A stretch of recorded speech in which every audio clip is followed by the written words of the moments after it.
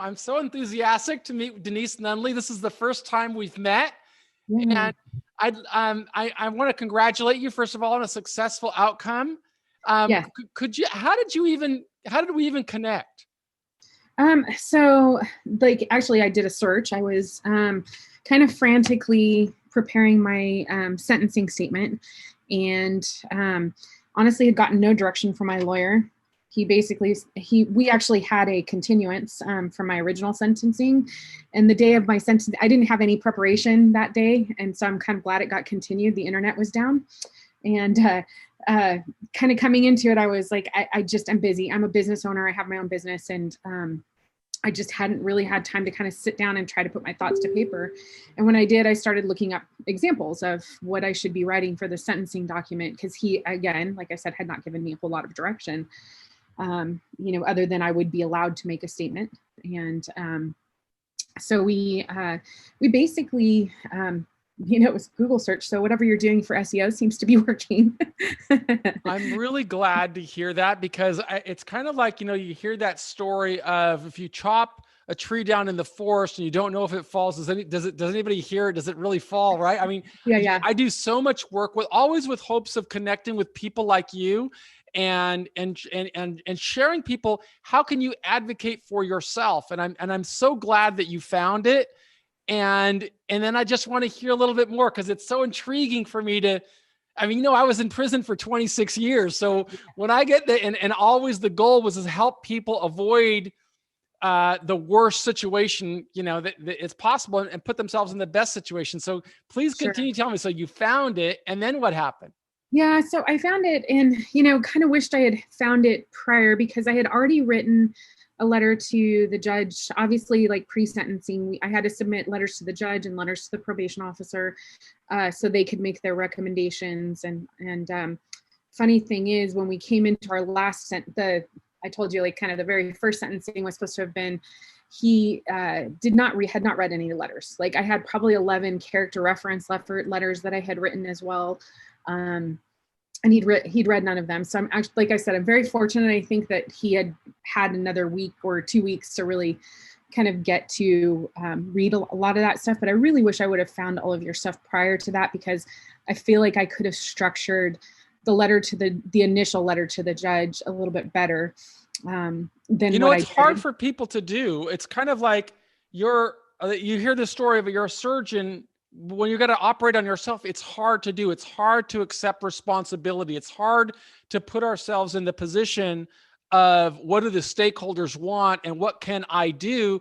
Because as human beings, we are naturally inclined to want to, maybe say some things that could actually go against us. And so I think it's so important to learn, and to learn from people who have gone through it, not only from lawyers who aren't always so helpful. They may be good strategic thinkers and discovery or whatever, but they don't always take the time to listen to who you are as a human being. I think that's really what moves the needle at sentencing, is for the judge to know you. Yeah. And truthfully, I took the structure and I didn't completely go the way you guys had recommended. And I only say that I knew that, number one, my audience was a judge, and that he was going to be seeing many cases that day. And for me to put that level of detail into the day of sentencing, like at that point, he's probably made 90% of his decision already. What was interesting was I sat in court, and what were you expecting when you went to court? What were you hearing the prosecutor was asking for, and so on? Yeah. So the prosecutor, I was handed a letter by my lawyer, 5 minutes before we walked into court, that said that the prosecution was asking for 3 years, which was the maximum sentence that I could receive of probation. They did not recommend jail, which I could have had a year in jail as well. So they did not recommend that part. They recommended the probation officer had already submitted his recommendation for sentencing, and his was 18 months. So I was pretty much, in my mind, I had a pretty good idea that I was probably going to be doing 18 months. Like, that was what I had in my mind that was going to be, and that if I got anything better, that was just going to be icing on the cake. We had asked for 6 months, and the reason I asked for 6 months was really because I have some work situation stuff that potentially I'll lose income after 6 months. And Hang on just a sec, Michael. I think I just lost you and I can't find what I just did. I somehow or Oh, other swiped you away. I probably went behind another screen. You did. I accidentally swiped and wiped you away. But basically, when I got in there and I read my letter to like that I had prepared based off of what I had structured, you know, from all the stuff that I'd read the night before through you. You know, he actually said he like I said, he had gone right before me. There was a kid that was 28 years old, was facing a marijuana paraphernalia theft charge, and his maximum sentence was 3 years, and the judge gave him 3 years. So I was kind of going into it before I even read my statement, thinking, oh, maybe he's just going to go with whatever the prosecution says, you know. But the kid did not say, like when he asked if he wanted to say anything, he did not say anything at all. And so I thought, okay, well, at least he's going to hear what I have to say. You know, that may or may not change his mind. Who knows? You know, I think there are some judges I know that just will go with whatever the prosecution does say. So, but I was nervous. I was nervous thinking maybe I'm going to get 3 years. Like I was kind of hoping for 18 months and maybe I'm going to get 3 years. And after I read my statement and I broke down and, you know, it was very difficult for me to get through. He said, thank you very much for being prepared, for coming in here and sharing your side of the story. I understand a little more about you. And he said, I had all intentions of giving you 18 months today.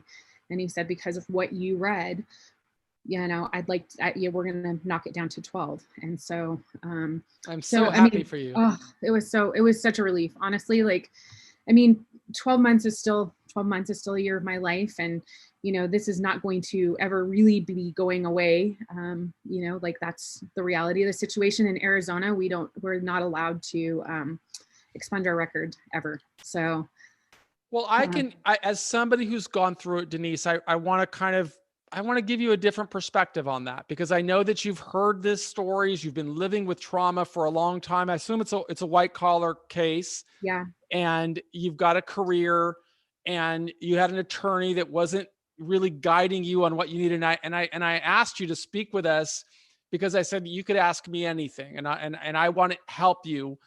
Sure. Really understand that the decision, just like you prepared for sentencing and it resulted in you getting 12 months instead of 36 months or 18 months, right now you're preparing for the rest of your life as well.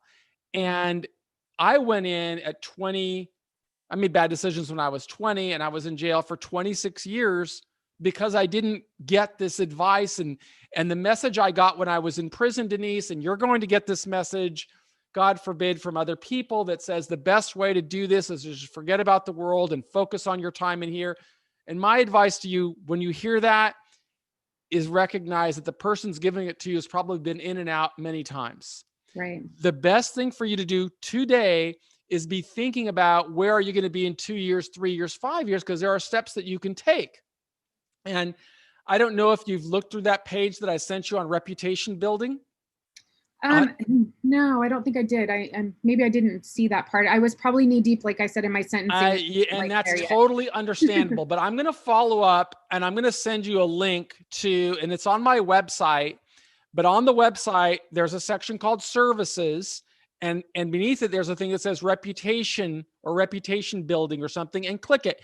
And what I talk about on there is what I did to really influence my life going forward.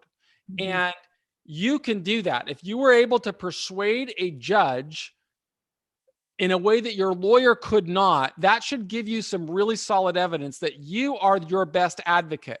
Right. And I think to the extent that you start today, I'm going to define my future going forward. And right. Just as you accepted responsibility in that courtroom, you start saying, okay, what is my career? What is my skill set? What am I doing? And then you go to prison, hopefully before you go. When are you supposed to go? Do you know? I don't have to go to prison. It's just all probation. Yep. All probation. So you really won. Yeah, I really won. Like, I mean, like I said, at the beginning of this, we were told we were going to go to jail. Like that was like on the table completely at the beginning. Yeah. So, I mean, for me to be sitting here and just have probation, like, I thought you were going to 12 months in prison instead of, no. So this is even better than I thought. Yeah. So now, and you are in the marketing business, right? Yes, exactly. I do marketing for real estate agents. So How is your name? Is your name tarnished in the media right now? no, honestly, I have approached this in a way where I have taken accountability from the beginning. Many of the people that I work with closely know what I've gone through. Were the ones that wrote letters and said Denise has taken accountability for everything she's done. She realizes her mistakes. She's made I've made a name for myself now in this world that because I had to forfeit my job. I mean, I was a math professor for 20 years and I had Really? to give up my job that I loved. And it was really a very devastating, I was definitely in a depression about it because I was like, I did this and it's the thing I love to do most. I love to teach. I love, and so what I'm doing now though, is I'm transitioning, and I've transitioned that teaching piece to now teaching real estate agents how to leverage their own marketing and, bring in income for themselves. And so it's been really rewarding. Again, that might be just as lucrative and fulfilling as you grow. In fact, I have another opportunity that you might consider doing. Yeah. If you also look on my website, you'll see a thing that says investigations. And what I am doing is I am I've got a curriculum that we are offering to small and medium-sized businesses that talk about what are the costs of a government investigation. Because I'm going to guess, and I don't know, you didn't hire us to do this for you. You bought our course so that you could do it yourself. But we also, so that's the reason I don't know anything about your background. Right. But one thing that we're doing is we believe that you probably didn't know you were breaking the law when you set out to this, or you probably didn't set out to break the law, as is the case with most white collar offenders. Something situational happens and they get involved in this situation. And when that happens, they get into an area of unknowns. And then a government investigation begins, and it costs tens of thousands of dollars, if not more, hundreds of thousands of dollars for some. And then sometimes they don't only lose their business or lose their career or lose their credential. Many times they lose their liberty. And so I'm creating a program that's a digital program, to teach people about government investigations. But in addition to that, we bring in experts. So like, I would love if you joined our team and we would put your picture on our site, not talking about your crime, but as an expert, as somebody who has experience. And then when a business in Arizona, for example, we're going to market this business. In fact, our theme is we did the time so you don't have to. I like it. I love it. And so then if they say, well, we would like a consultant to come in and tell our team and motivate our team, you would be perfect for that. And it'd be I think it's a pretty lucrative offer. You get, paid just to go in there and teach what you have experienced. If you're open to do that, I would love to feature you on our program.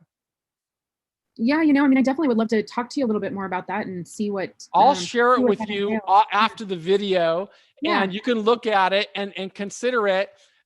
Because I'm marketing that. I'm actually just starting to market that. I think that our government and big government has a real interest in bringing more people into mass incarceration, and things that could have been handled civilly are frequently handled criminally. And the more we help people understand that is one way of stopping this growing cycle of mass incarceration. It's something I'm very passionate about as somebody who was in jail for 26 years. Yeah, I can just speaking from experience, just at every turn I kept thinking, when is this going to be reasonable? When are they going to say, like, I've paid the money back, and why is that not enough? And how long was your, when did you find out that you were the target of an inquiry? 3 years ago this month. So it's been 3 years of a cloud hanging over your head, never knowing what is going to happen in your life, which is devastating. Oh, it's been horrible. Like, I mean, ups and downs for sure. I've been fairly, I should say, blessed, because I have a lot of support around me, and I have a lot of really good family and friends. And, I'm proud to know that we just connected and we had some little role in helping you. Yeah. How is your business going now? It's interesting. My husband and I were talking last night when I was walking. He goes, I haven't heard the enthusiasm from you that like it's been the last 6 months, like when I was finally charged. I mean, it took them till, I don't know, I can't remember when I got charged. I think it was March. But basically, I mean, it took them 2.5 years to charge us. And yeah, I get that's a government investigation. You don't know. Is this going to go away? Is it going to, right? Yeah, I mean, at times it felt like it was going to go away, and it felt like I could do what I needed to do and kind of live my life. But when we got charged, that was at the point that I knew there's no coming back from this. Like this, now but I got to there is, Denise. There is. And that's what I feel like. There was a point in my, when they gave us the white collar terms, because here in Arizona, like and I don't know, maybe that's a normal thing to give you white collar terms for probation. There was 3 things in there that kind of caused me concern, and I'm still not sure. Monday, I meet with my probation officer for the first time, but they have control over whether or not I can use the internet, whether or not I can have a computer, whether or not I can have business expenses, and my thought was like, well, what if they decide to not let me do my business? Like this is what I do, and I'm the primary breadwinner, and that has been like this big weight on my shoulders. Monday, I'll find out a little bit more, but having had my initial conversation with the probation officer just very briefly, I think I was assured, because she said, we are not in the business of trying to make you be destitute. Like that is not, we want you to be productive members of society. And I was like, well, I don't feel like I need any, like, I really don't feel like I need you to help me do that. I'm doing it fine. I just need you to let me do that, Exactly. So. And you, just as you advocated for yourself at sentencing, your continued advocacy is going to open opportunities for you. Your life isn't over by any means. I mean, if I could do it, I know that other people can do it. Yeah. And I'm going to send you a rather lengthy email after we finish this with some resources for you to look at and consider for yourself of how you can help yourself. And then I think that I can open up a new income opportunity for you in this manner that has only to do with, well, there's other things. There's writing we need. There's a lot of times we need writers. A lot of times we need speakers and coaches and we look for people that have gone through it and emerged successfully. And that's what you are. I'll give you some resources and I just want to thank you for even taking the time to, on a Saturday, nonetheless, to spend with me. Sorry for being late on that. not at all. I'm so grateful to have you. I want to share this with other people. And so I just want to thank you so much. And you can expect an email from me with an invitation to participate with us, discuss it with your husband. If it makes sense, I think there'll be a great opportunity for you on it. Okay? Yeah, no, absolutely. And, awesome for you. Like, how long have you been out now? I've been out for 7 years, and I did 26 years. And then I was a professor at San Francisco State within like a week of finishing my sentence. So you were a professor. I at the time, I'd never been on a university campus before in my life. And they offered me a job as a professor because I wrote a lot of books while I was in prison.